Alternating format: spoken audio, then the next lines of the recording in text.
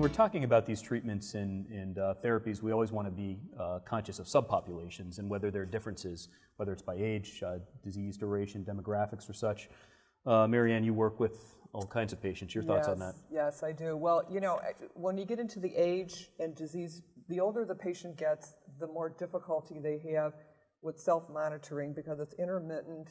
The data can be incorrect. They forget their logs.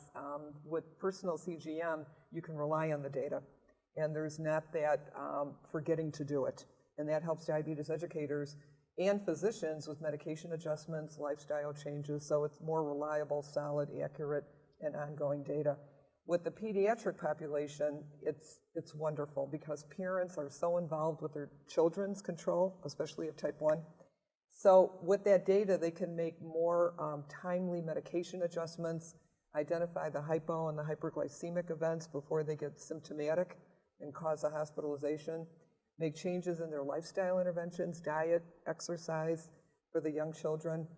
There's audible alerts if they're going into hypo, which then can be circumvented. The hypo doesn't occur with symptoms. So, you know, for the very aged, the very young, there's clear benefits. And thank God, payers are starting to recognize that, again, as I said before, it's not just for type 1s, it's also for type 2s on multiple daily insulin doses, which is because 9 out of 10 patients have type 2. And 30 to 40% of them will be on insulin injections or pumps, where CGM is so critically important. Mm-hmm.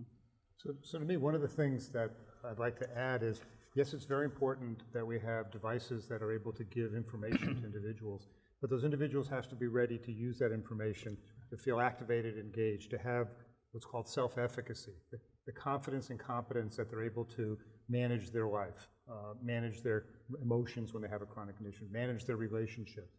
And when you do that, and when educators are involved, they're able to not only teach the content, the hard science of what does it mean your sugar goes up and down, but how do you overcome some of those barriers? How do you make it so that an individual not only knows what they need to do, but wants to do it?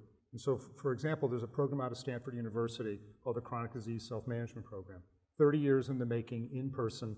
It also has a digital version that we're involved with for the last 8 or 9 years.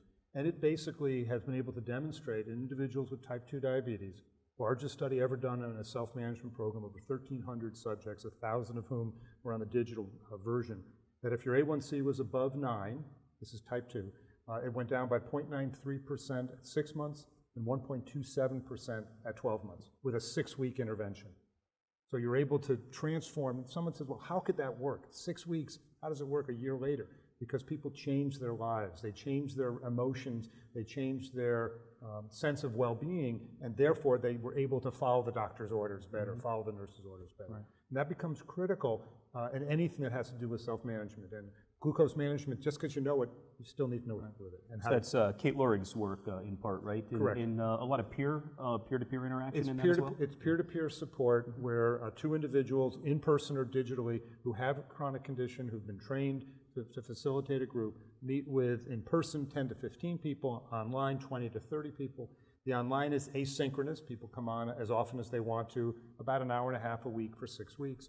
The in-person is for 2.5 hours a week, the same night, let's say, every week. And those results have been replicated in many, many different studies, both the in-person and the digital. Mm-hmm.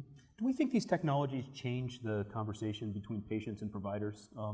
You know, sort of break down some barriers a little bit because of the data availability and the constant monitoring? Or? I think they have the potential to. I think that's just beginning to be tapped.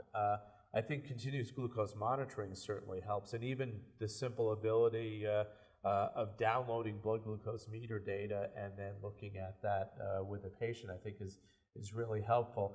I think that the piece that we're not quite there yet is, so one could imagine somebody wearing a continuous glucose monitor, something that's tracking their activities, something that's measuring all sorts of things and what they're doing, and then that data feeding back to their provider. Well, most providers don't want all that data. It's too much data. Mm-hmm. So having some intelligent decision support tools that can analyze that data and flag individuals that need help, that's the piece that's happening at the margins, but certainly that's the next revolution. The revolution after that is being able to assess it in the moment and give feedback to the individual in the moment. In the moment, right, And absolutely.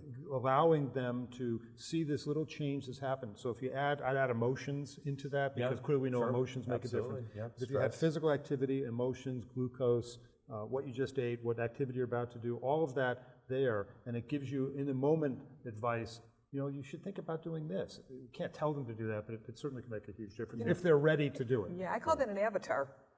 They need that digital avatar / health coach to interpret their lifestyle issues into the data, and then interpret that data into changes in lifestyle. And we have to have Big Brother in the ozone doing this for us. The reason this is so hard is that individuals with diabetes and other chronic conditions in which self-management are important have micro decisions that they make every day, not one of which is important, but the sum of which determine their outcome.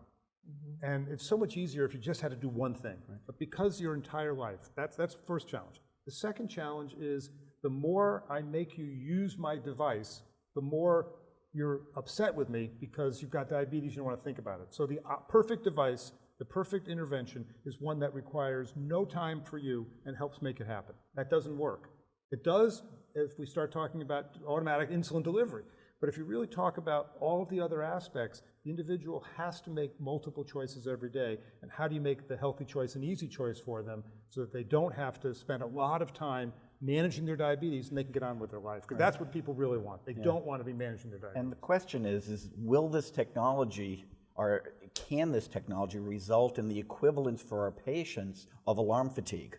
We know it happens in the hospital where nurses, well-intentioned, well-trained, stop paying attention to alarms because there's so many of them that it just becomes the background noise. Do we have so many tools for folks with diabetes, monitoring their activity, monitoring their diet, monitoring their blood sugar, monitoring everything else, that they begin to tune out from it because it's impossible to be engaged because it just gets in the way of living?